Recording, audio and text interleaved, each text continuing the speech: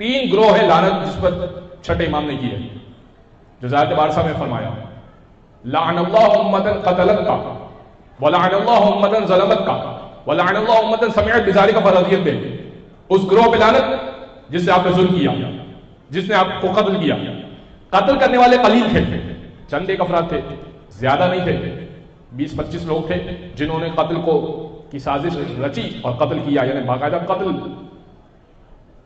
امام نے ان پہ لعنت وَلَعَنَ اللَّهُ أُمَّةً ظَلَمَتْ کا. دوسرا گروہ امت سے مراد یہاں پہ امت عربی میں کہتے ہیں، اردو میں کہتے ہیں گروہ. اور اس گروہ پہ لعنت امت ظلمت کا، اور اس گروہ پہ لعنت جس نے آپ پہ ظلم کیا.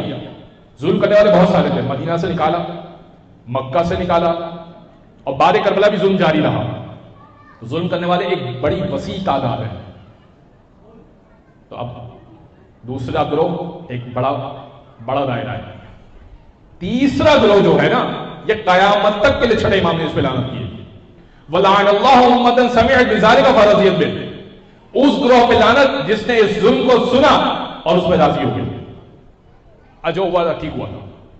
اب تو میں یہ بھی دیکھ رہا تھا کہ وہ ایک مولوی صاحب ہیں کراچی کے، کہہ رہے ہیں کہ وہ تو حسین گئے ہی نہیں تھے کربلا، وہ کسی اور کام سے نکلے تھے، وہ راستے میں ان کو شہید کر دیا.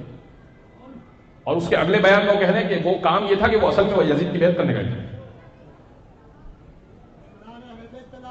بے شمار